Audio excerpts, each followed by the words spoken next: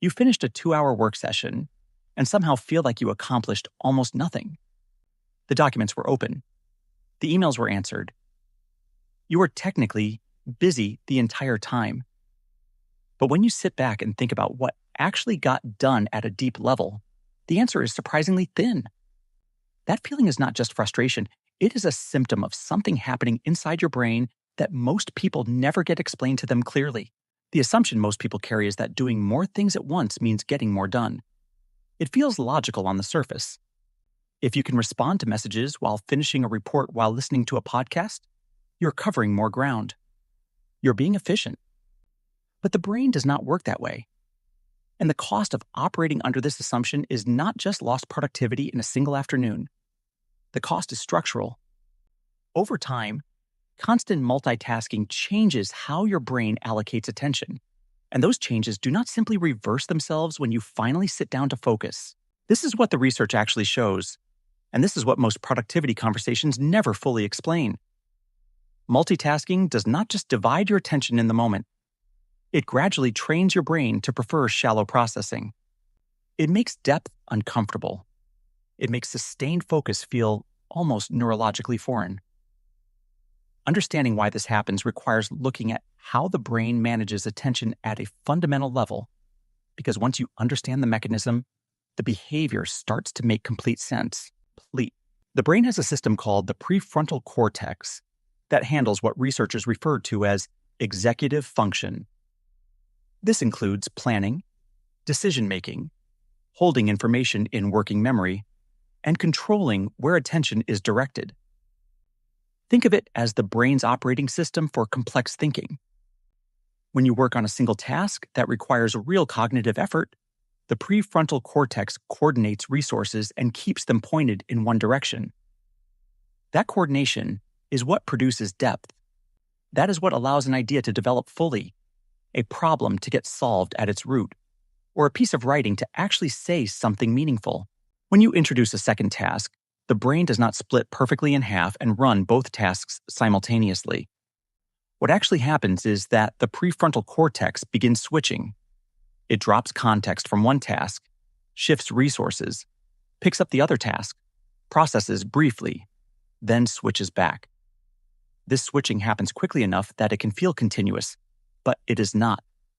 Each switch carries a cognitive cost that researchers call the switch cost. That cost shows up as slower processing, more errors, and reduced depth of thinking.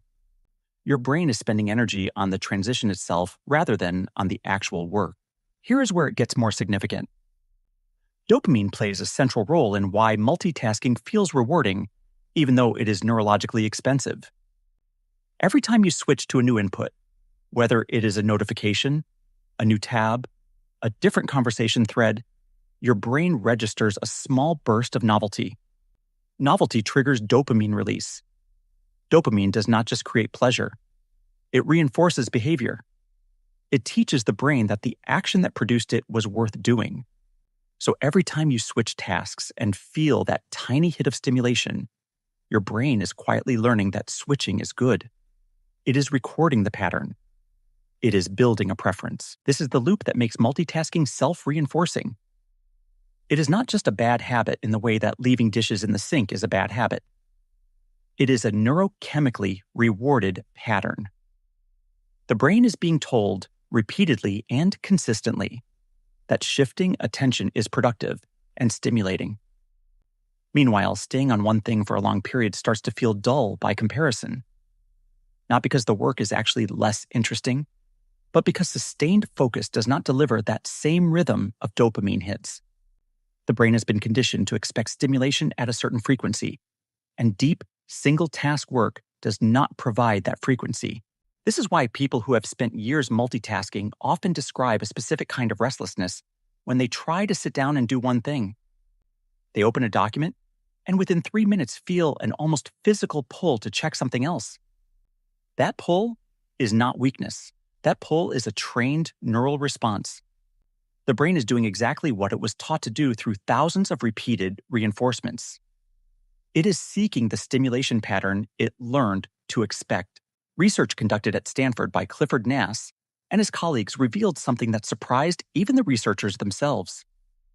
They expected heavy multitaskers to show some kind of cognitive advantage, some skill or compensatory ability that justified their behavior. What they found was the opposite. Heavy multitaskers were actually worse at filtering irrelevant information. They had more difficulty ignoring distractions. Their working memory was less organized. And perhaps most striking, they were slower at switching between tasks than people who multitasked less frequently. The very thing they practiced constantly, they were worse at. That finding tells you something important about what was actually happening in their brains. What was happening is that their attention systems had been softened. The neural pathways associated with filtering out irrelevant stimuli had been underused. The brain tends to strengthen what it uses and allow what it does not use to weaken. This is called synaptic pruning, and it is one of the core principles of neuroplasticity. The brain reshapes itself around repeated patterns.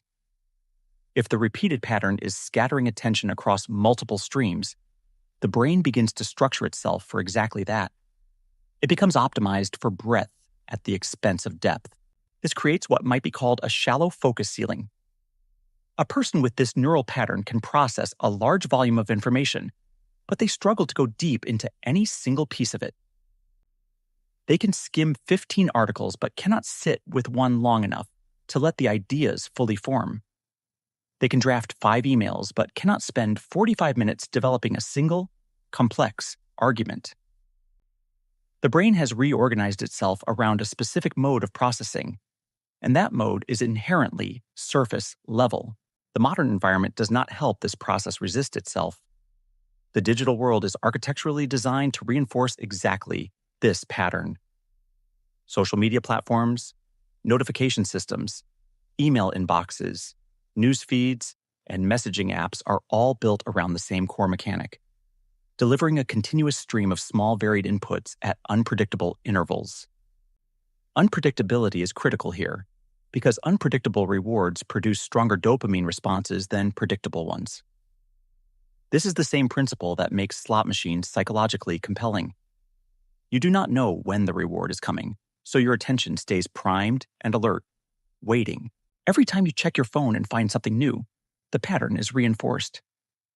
Every time you switch tabs and find a message, the behavior is rewarded. The environment is functioning like a training system, and it is training the brain toward exactly the kind of shallow, fragmented attention that makes sustained focus increasingly difficult over time.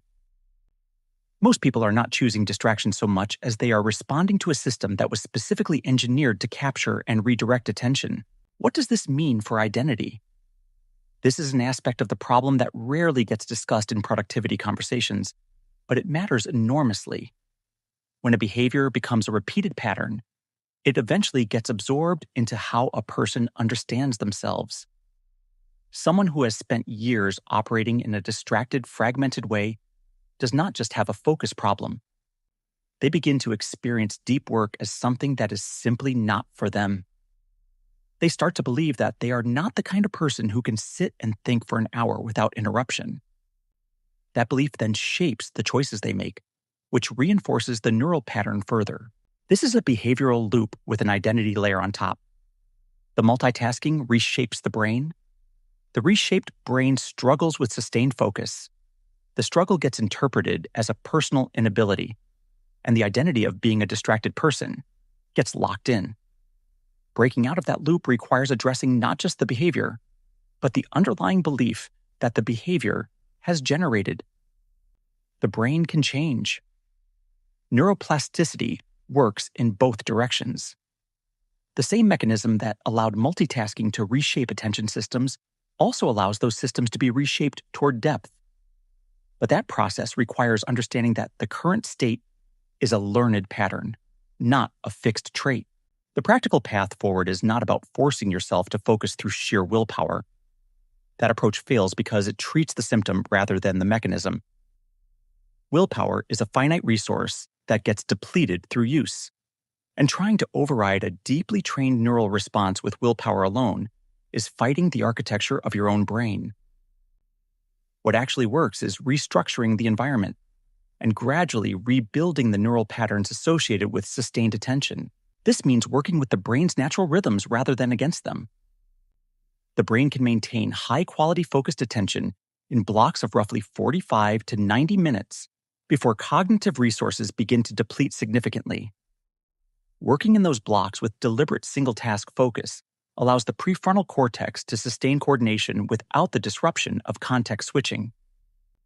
Over time, as the brain experiences sustained focus repeatedly, it begins to rebuild tolerance for it. The discomfort of staying on one thing diminishes as the neural pathways associated with depth are strengthened through use. Reducing the density of environmental triggers also matters at a neurological level. Every notification that appears in your peripheral awareness consumes a portion of attentional resource, even if you do not consciously act on it.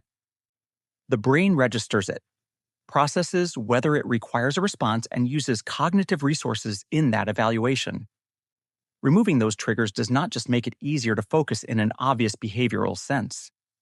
It reduces the frequency of dopamine-driven interruptions that the brain has learned to anticipate, which gradually recalibrates the expectation pattern. There is also a quality of attention that needs to be rebuilt, not just a duration of it. Shallow focus is characterized by monitoring multiple inputs at a low level of engagement. Deep focus is characterized by committing cognitive resources fully to a single input at a high level of engagement. Learning to distinguish between those two modes in real time and consciously choosing to enter deep mode when the work requires it is itself a skill. It is one that feels effortful at first because the brain has been operating almost entirely in shallow mode. But effort and discomfort in early stages of building a new pattern are normal signals of neural reconfiguration, not indicators that the attempt is failing. What this all points toward is a fundamental truth about attention that the modern environment actively obscures. Focus is not a personality trait that some people have and others lack. It is a neurological capacity that gets shaped by how it is used. The brain you are working with today reflects the patterns it has been trained on, often without your conscious awareness or consent. The overstimulation of modern digital life, the architecture of apps built to fragment attention, the cultural normalization of multitasking as a professional virtue, all of these have been quietly shaping the way your brain processes the world. Understanding that is not meant to produce helplessness. It is meant to produce clarity. Because once you understand that your current attentional pattern is a trained response rather than a fixed reality, you gain something genuinely important. You gain the recognition that a different pattern is possible. The brain that learned to scatter its attention across 10 things at once can also learn to gather that attention and hold it steadily on one thing at a time. That process takes consistency and time because that is how neural patterns change. But it begins with understanding what actually happened and why. The question worth sitting with is not how to become more productive. The question is what kind of thinking you are actually capable of when your brain is not constantly managing the noise. That kind of thinking is still available to you. Simply requires rebuilding the conditions under which it naturally emerges.